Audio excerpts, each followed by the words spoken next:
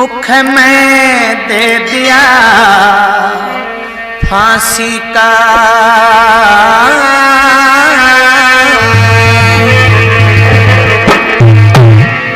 उख में दे दिया फांसी का। आज पिता ने मेरा उख में दे दिया फांसी का। आज पिता ने मेरा मरने का दुख नहीं मेरे, मरने का दुख नहीं मेरे, मरने का दुख नहीं मेरे, पर ख्याल सतावे तेरा। दुख में दे दिया फांसी का, आज पिता ने मेरा दुख में दे दिया फांसी का। आज पिता ने मेरा मरने का दुख नहीं मेरे, मरने का दुख नहीं मेरे, पर ख्याल सतावे तेरा। दुख में दे दिया फांसी का, आज पिता ने मेरा दुख में दे दिया फांसी का। आज पिता ने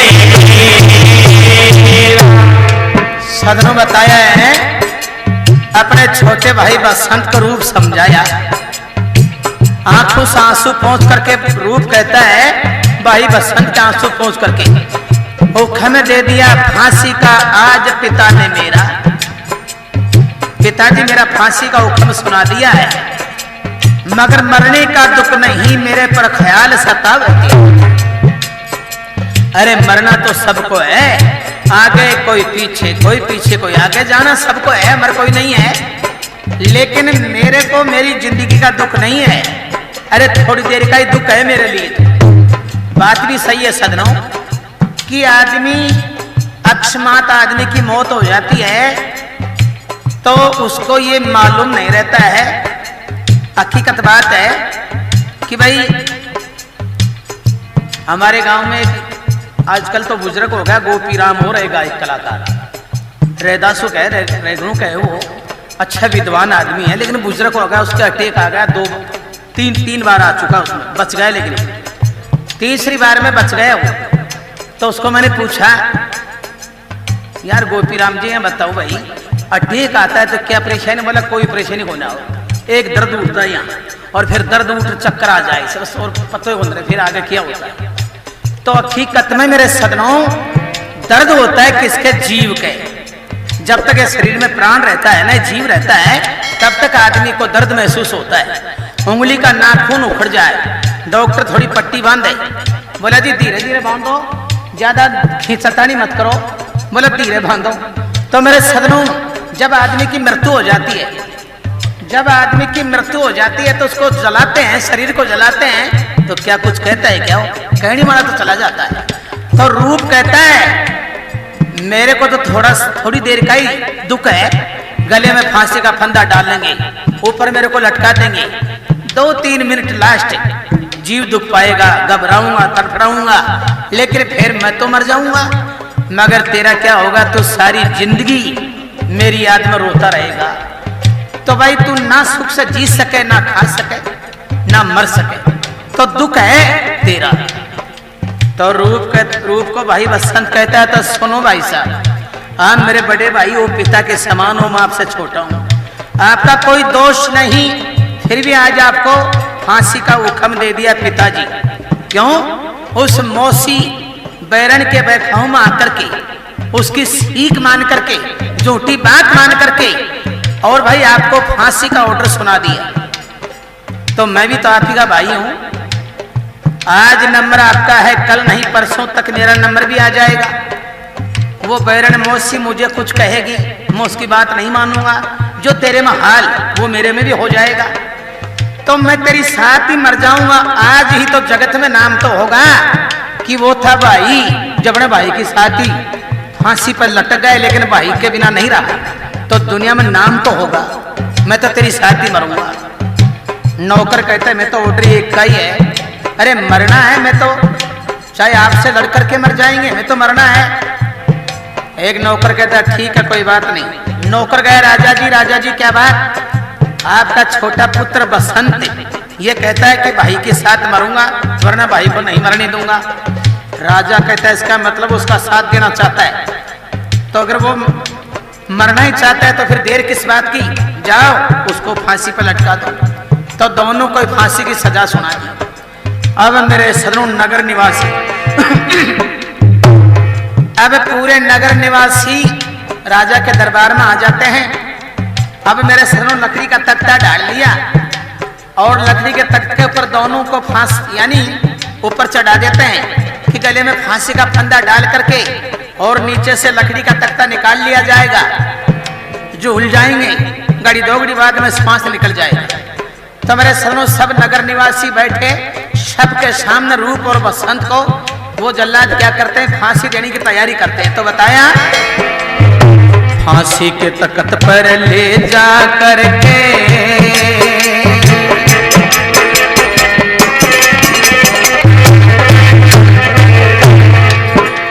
फांसी के तख्त पर ले जा करके जब जल्लाद चढ़ाया, फांसी के तख्त पर ले जा करके जब जल्लाद चढ़ाया। अब मेरे सदनों सारे के सारे नगर निवासियों की आंखों में आंसू आ गए। अरे उस माँ के बेटे हैं रूपवती का जगत में नाम, गलती नहीं करने वाले, लेकिन आज तो सरासर अन्याय है। तो ये पहले के जमाने की वार्ता है सदनों, आज भी है क्या? फांसी की सजा सुना देते हैं ना, तो जब उसको फांसी दी जाती है 2, 4, 5, 10 दिन में टाइम सेट हो जाता है, लेकिन उसको पूछ लिया जाता है फांसी देने से पहले आज तेरा आखिरी अंतिम दिन है, कोई अंतिम इच्छा है तो बता दे। तो मरने वाले की हर इच्छा पूरी की जाती है। आज भी है ये नेम। वो चाहे कुछ भी कह दे, एक इच्छा के अलावा सब इच्छा पूरी करते हैं। मरवाड़ा नहीं आप पूछे भाई तेरी इच्छा क्या है, तो वो तो यह कहते मेरी इच्छा तो जिंदो रहने की है। भाई मेरी इच्छा तो जिंदा रहने की है, लेकिन ये नहीं इसके अलावा हर इच्छा पूरी करते हैं। तो उधर वो जल्लाद कहते हैं तुम्हारा आखिरी दिन है भाई, कोई अंतिम इच्छा है तो बताओ। रो बसंत हाथ जोड़ के कहते हैं हमारी इच्छा पूरी करोगे? हाँ बिल्कुल होगी, इच्छा तो पूरी होगी, बताओ क्या इच्छा है। तो रो बसंत कहते हैं हमारी इच्छा यह है कि हमारी माँ तो है नहीं। भाई हमारी माँ तो है नहीं, माँ तो बचपन में ही हमें 5 साल की उम्र में छोड़ करके स्वर्ग सिधार गई, लेकिन जो हमारा पिता है वो जरूर है। तो मरने से पहले हम पिता के दर्शन दीदार करना चाहते हैं। अब सदनों या बात कही, जल्लाद नौकरों से कहते जाओ जाकर के राजा जी से कहो भाई। अब एक नौकर गए महाराज क्या बात? भाई आपके पुत्रों को फांसी दे रहे हैं, उनको पूछा है भाई, धीरे बजाओगे थोड़ा सा भाई, बताएं भाई उनकी इच्छा यह है राजा जी कि हम पिता के दर्शन करके मरना चाहते हैं, बस और कोई इच्छा नहीं है। राजा कहता मैं जान गया उनकी आत्मा की भावना क्या है कि ऐसी बात कहेंगे तो पिता की आत्मा में दया उत्पन्न हो जाएगी।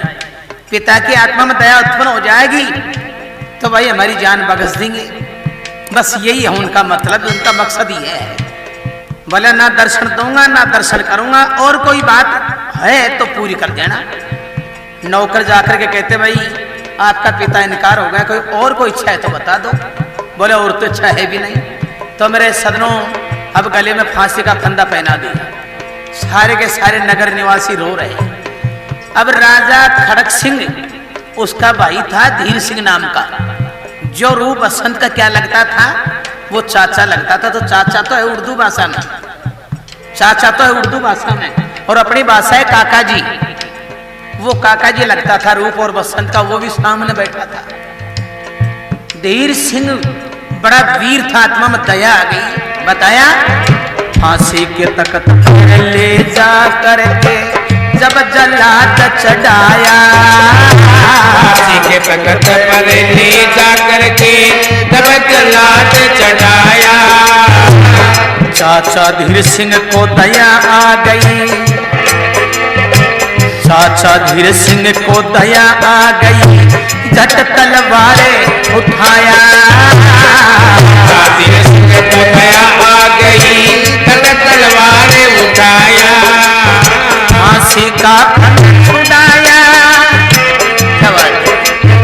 फांसी का फंद छुड़ाया, फांसी का फंद छुड़ाया, खुद का हुआ कैद मेरा, मरने का दुख नहीं ख्याल सतावे मेरा, मरने का दुख नहीं मेरे पर ख्याल सतावे मेरा।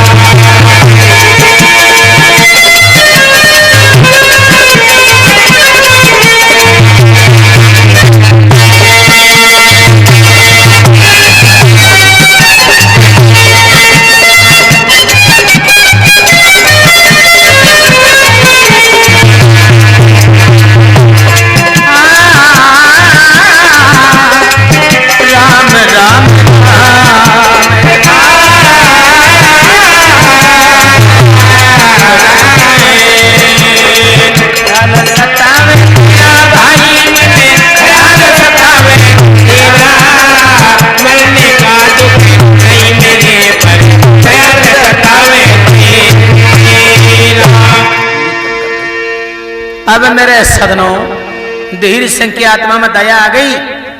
धीर सिंह तलवार निकाल करके दोनों का फांसी का फंदा काट करके बोला, पुत्रो तुम्हारा पिता न्याय पर है, न्याय पर नहीं है, सरासर अन्याय कर रहा है।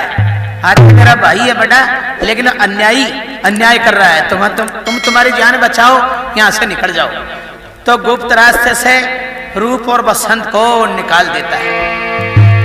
अब अकेला पूरी सेना का सामना किया, लेकिन सदनों गणजीत सूरमा आ रहे। धीर सिंह को पकड़ लिया, राजा के सामने पेश किया, सारी कहानी सुनाई। महाराज, आपके पुत्रों की जान बचाने वाला ये है, यानी उनको यहां से निकाल दिया है, बताओ क्या सजा दी जाए। राजा कहता है इसको मारना मत, मर जाता है तो कोई सजा नहीं, वो तो फंदा छूट जाता है।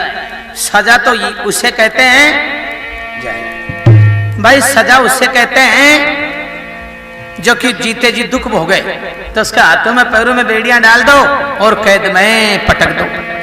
तो मेरे सदनों, धीर सिंह को कैद में डाल दिया, लेकिन दोनों भाई, बड़ी ध्यान देने वाली बात, औजार व्याबान जंगल में पहुंच गए। अब रात का वक्त हो गया, तो एक बड़का पेड़ के नीचे दोनों जाकर के छुप जाते हैं जंगल में। तो मेरे सदनों, अंधेरी रात, तो बड़की पेड़ी का सहारा लगा करके भाई बसंत बैठा, रूप बैठा सामने।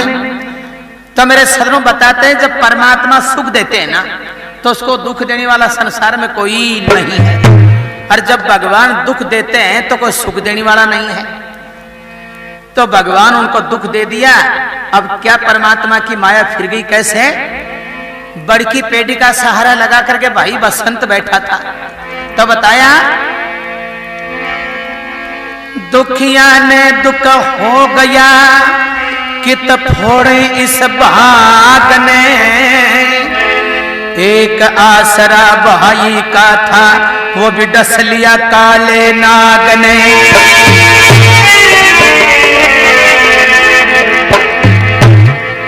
एक सर्प उस बड़ के पेड़ में रहता था, सर्प बड़ा जहरीला था, वो नीचे उतरता है। भाई बसंत बड़ की पेड़ी का सहारा लेकर के बैठा था, रूप सामने बैठा था। अब मेरे सरों सर्प क्या किया? बसंत को डस लिया। प्राण तो गए निकले, खाली खोड़ बैठी रह गई। अब मेरे सदनों छुप रहे जंगल में बड़का पेड़ के नीचे दोनों। अब मेरे सदनों काफी रात बीत गई। रूप कहता है भाई बसंत, अपने कब तक छुपे रहेंगे? कहीं किसी शहर में चलते हैं, कहीं किसी नगर में चलेंगे और दोनों भाई मेहनत मजदूरी करेंगे और कोई टूटा फूटा झोपड़ा घर बना करके अपना टाइम पास खड़ा हो। अब वो तो खाली खोड़ हंसत हुए निकल। एक बार कहा नहीं बोला, दो बार कहा नहीं बोला, तीसरी बार भी नहीं बोलता है। तो रूप अपने भाई का हाथ पकड़ करके उठाने की कोशिश करता है। अब वो तो खाली खोड़ धरनी पड़ी। अब मेरे सदनों रूप रोता है, रुधन मचाता है भगवान। आज मैं जिंदा हूं तो मेरे भाई इस बसंत के कारण हूं। अगर ये मेरी साथ मरने की जिद नहीं करता तो मेरे को तो कब की फांसी लग जाती। मगर मुझे तो जीवन दान दे गया, लेकिन आप संसार छोड़ गया तो रोया, रुधन मचाया। तो मेरे सदनों, तो परमात्मा की माया किस प्रकार अजम निराली माया का पार नहीं पाया। तो मेरे सदनों क्या बताया।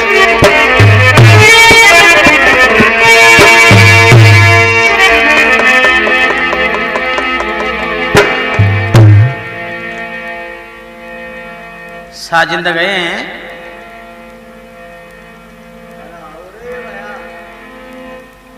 बताते हैं सदनों, कार्तिका महीने में माता बहन काती ना बोगरे से 4 बजे उठ करके स्नान करके मंदिर में जाकर के धार्मिक कहानी कथा शुरू कर दे बोगरे से। आ जाओ भाई, जल्दी आ जाओ, कथा शुरू कर दी। अभी नहीं, अब भाई रूप अपने भाई बसंत को देख करके रोया। किस प्रकार,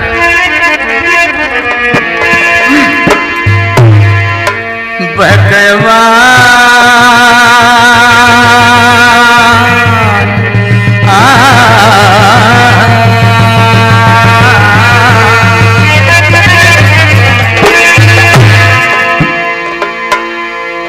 अब कहाँ डूबे,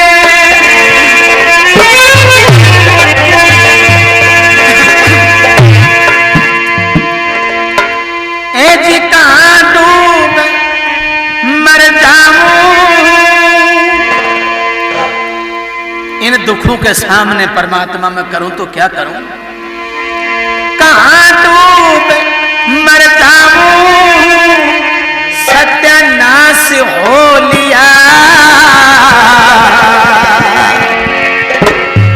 मेरे भाई की काया से विदा ये श्वास हो लिया। मेरे भाई की काया से विदा श्वास हो लिया। भाई की काया से विदा श्वास हो लिया। कानून कर जाऊं सत्यानाश हो लिया। भाई की काया से विदा श्वास हो लिया। भाई की काया से विदा श्वास हो लिया। राम सिया राम, राम जय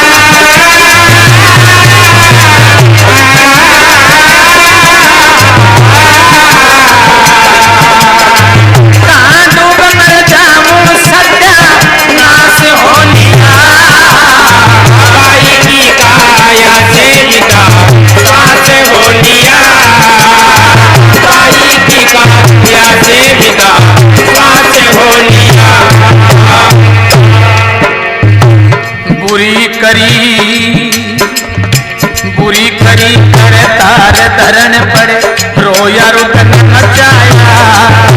बुरी करी कर तार धरण पड़े, रोया रुदन मचाया। एक बार अखियां खोल, एक बार अखियां खोल बोल, लीली पड़ गई काया। एक बार अखियां खोल बोल, लीली पड़ गई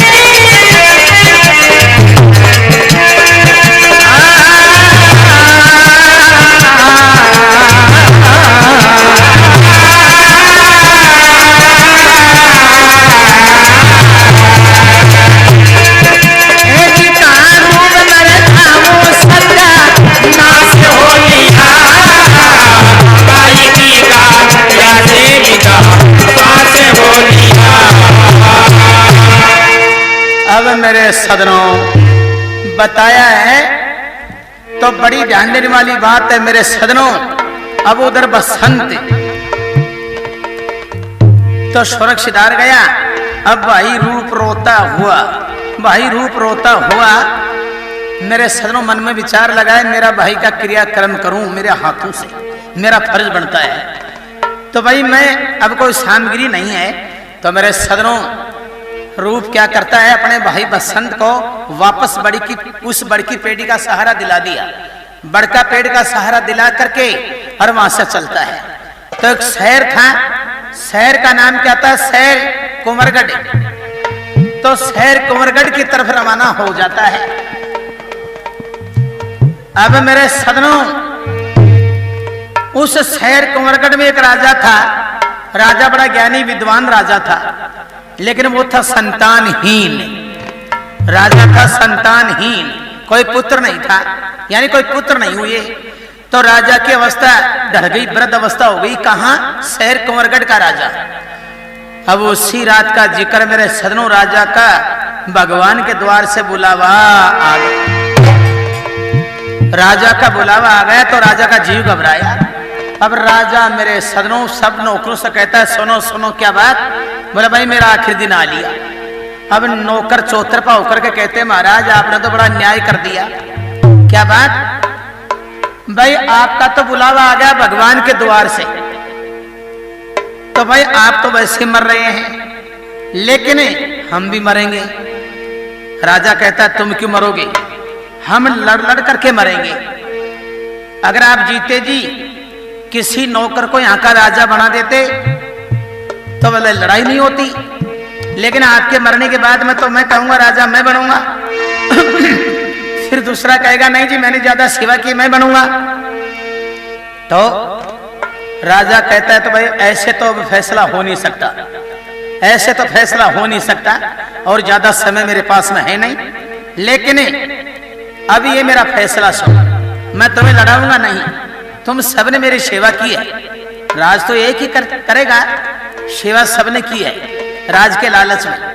तो भाई मैं एक को राज दूंगा, दूसरा नाराज हो जाएगा, क्या मैंने सेवा नहीं की थी, तो मैं तुम्हें लड़ाऊंगा नहीं, ये फैसला तकदीर के ऊपर छोड़ देता हूं। राजा मरते समय कहता है मेरे मरने के बाद अर्थी सजा करके शमशान भूमि में ले जाओगे, और इस नगरी का नहीं कोई दूसरी नगरी का कोई भी व्यक्ति यानी कोई भी आदमी पहले मेरे अर्थी के सामने जो कोई पहले आ जाएगा दूसरे नगर का आदमी उसको यहाँ का राजा बना दिया जाए। राजा यह बात कहकर के स्वर्ग सिधार गया। अब नौकर मन में विचार करे भाई सेवा तो करी आप, राज करे कोई दूसरा गांव को कड़ा को नहीं माई भाई हो, लेकिन मेरे सदनों भला बुरा का जोड़ा होता है, नहीं नहीं दोहे को भले नौकर कहते हैं। राजा का दाना पानी खाया है तो आज राजा का आखिरी अंतिम दिन हो चुका है, राजा स्वर्ग सिधार गया है, तो अपना फर्ज क्या बनता है कि राजा की आज्ञा का पालन पूरा करें, सभी तो भाई राजा की आत्मा की मोक्ष होगी। तो मेरे सदनों अब सुबह पहले अर्थी सजा करके शमशान भूमि की तरफ ले जा रहे हैं। तो बताया उधर रूप शहर कुंवरगढ़ की तरफ आ रहा,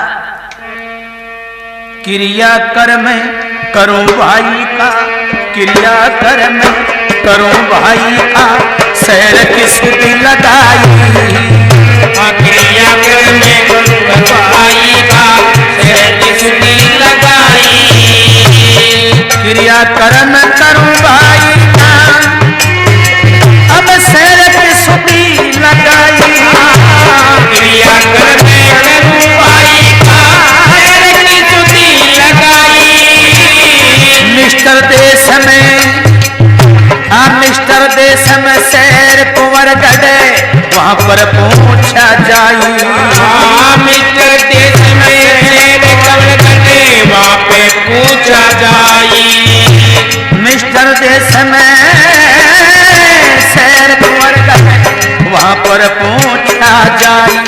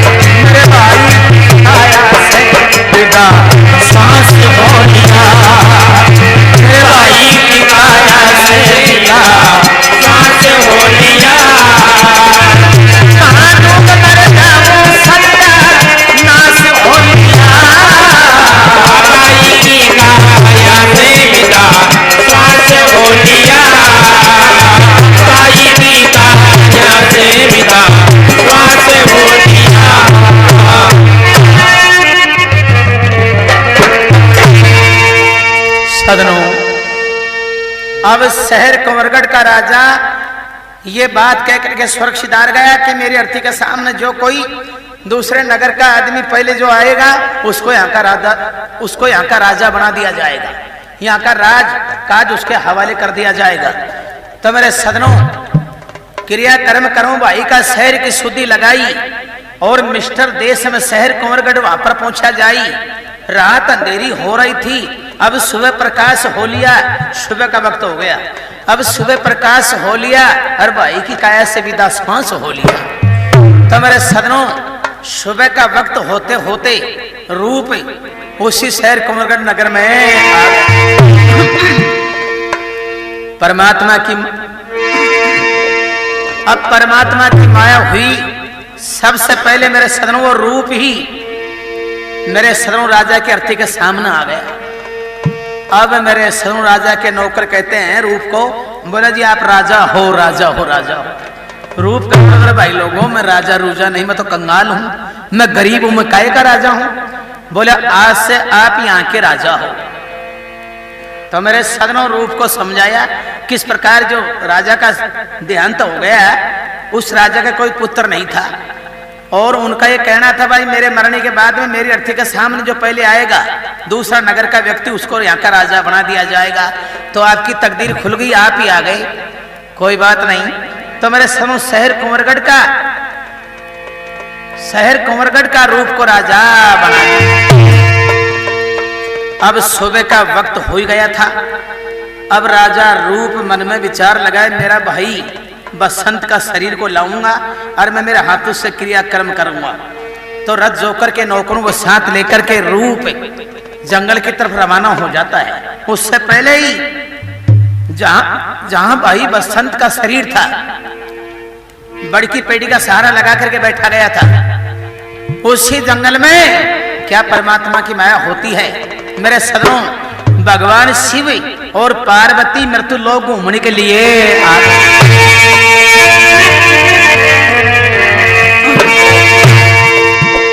भगवान शिव और पार्वती मृत्यु लोक घूमने के लिए आ गए। तो मेरे सदनों, अब पार्वती की नजर पड़ी बसंत पर। विचार करी भगवान, हे भगवान भोलेनाथ, इस भयानक जंगल में इसकी शकल सूर्य से मालूम चलता है कोई राजा का राजकुमार है, तो ये क्या कर रहा है इस जंगल में? ये कोई आपका नाम की तपस्या तो नहीं कर रहा है क्या? भगवान को हंसी आ गई, पार्वती ये तपस्या नहीं कर रहा है, तो ये मृत्यु लोक इसमें मरते हैं, जन्म लेते हैं, तो इसकी बड़ी दुख भरी कहानी है, इसकी बड़ी दुख भरी कहानी है। ये मर लिया है, यहां मरते हैं, जन्म लेते हैं, अपना देवलोक नहीं है, मृत्यु लोक है ये, आगे चल। नहीं, पार्वती कहती है, पार्वती जिद कर ली स्वामी मानो मेरी बात, मेरी बात मानो हे स्वामी। पार्वती जिद कर ली स्वामी मानो मेरी बात, इस राजकुमार को जिंदा कर दो जब ही चलूंगी साथ,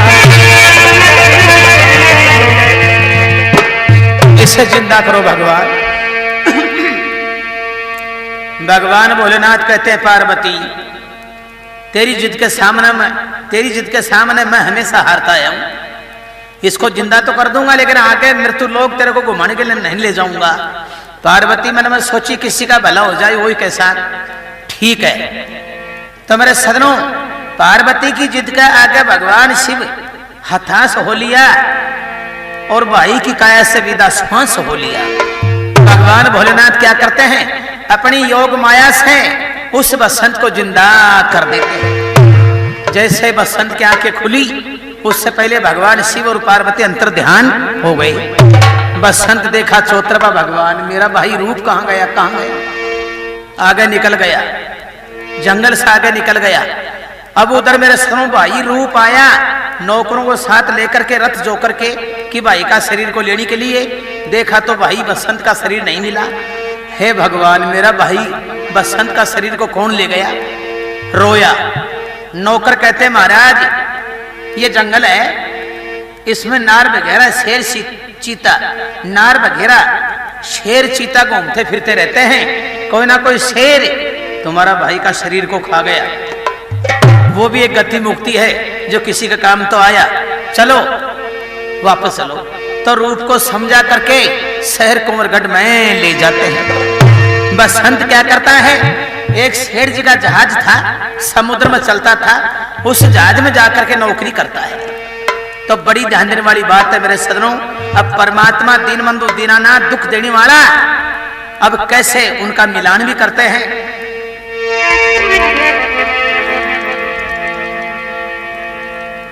तो क्यों, वैसे तो देखो शायद पहली बार नहीं प्रोग्राम हो रहा है यहाँ, काफी दिनों से शायद प्रोग्राम चल रहा है, तो पहले के डांसर लाता क्या लाता, हाँ तो बिल्कुल यही तो बात है, बन दिखे मुंह छाड़ा, अब बिन मुँह तो बजना तो काम चल जाए। लेकिन तो सदनों शुभ सत